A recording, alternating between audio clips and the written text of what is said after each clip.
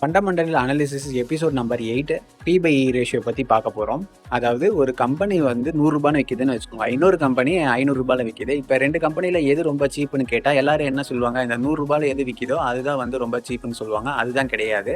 இது எப்படி சீப்பு எக்ஸ்பென்சிவ்னு கன்சிடர் பண்ணோம் அப்படின்னா பி/இ ரேஷியோ வச்சு கன்சிடர் பண்ணுவாங்க. ஸோ பி/இ ரேஷியோனா என்னன்னா, ஒரு கம்பெனி ஒரு ஷேருக்கு எவ்வளோ ப்ராஃபிட் பண்ணுது அதோட கம்பேர் பண்ணி அந்த ஸ்டாக் ப்ரைஸ் வந்து எவ்வளோ எக்ஸ்பென்சிவாக இருக்குது அப்படின்னு சொல்லிட்டு செக் பண்ணுறது தான் இந்த பி/இ ரேஷியோ.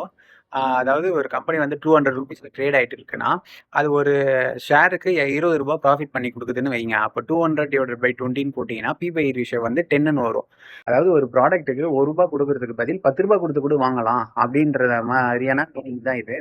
ஸோ பி/இ ரேஷியோ வந்து அதிகமாக இருக்கிறதுனால இது வந்து எக்ஸ்பென்சிவ் அப்படின்னு சொல்லிட முடியாது. பி/இ ரேஷியோ வந்து கம்மியாக இருக்கிறதுனால இது ரொம்ப சீப்புன்னு சொல்லிட முடியாது.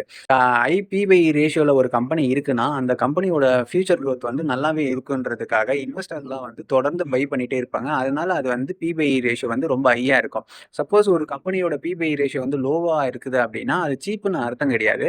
அந்த கம்பெனியோட க்ரோத் வந்து நாளை பின்ன ஸ்லோ டவுன் ஆகலாம் அப்படின்னு சொல்லிட்டு இன்வெஸ்டர் மத்தியில் ஒரு தாட் இருக்கும். அப்படி இல்லைன்னா அந்த பிஸ்னஸே கொஞ்சம் ரிஸ்க்காக கூட இருக்கலாம். ஸோ இதனால தான் என்ன சொல்லுவாங்கன்னா, வெறும் பி/இ ரேஷியோ மட்டும் வச்சு ஒரு கம்பெனி வந்து சீப்பா இருக்கா, இல்ல எக்ஸ்பென்சிவா இருக்கான்னு கன்சிடர் பண்ணக்கூடாது அப்படின்னு சொல்லிட்டு சொல்லுவாங்க. அதுக்கு என்னென்னலாம் பேராமீட்டர்ஸ் வச்சுட்டு இருக்காங்க அப்படின்னா, கம்பெனியோட டெப்ட், ப்ராஃபிட், குரோத் அண்ட் இண்டஸ்ட்ரி இது எல்லாமே பார்த்துட்டு அதுக்கப்புறமா எக்ஸ்பென்சிவா இல்ல சீப்பான்னு சொல்லிட்டு பாருங்க. இந்த மாதிரியான ஃபண்டமெண்டல் அனாலிசிஸ்லாம் தொடர்ந்து பார்க்கணும் அப்படின்னா நம்ம சேனலை ஃபாலோ பண்ணிக்கோங்க. உங்களுக்கு ஸ்டாக் மார்க்கெட் ரிலேட்டடா ஃப்ரெண்ட்ஸ் யாருன்னா இருக்காங்கன்னா அவங்களுக்கும் ஷேர் பண்ணி விடுங்க.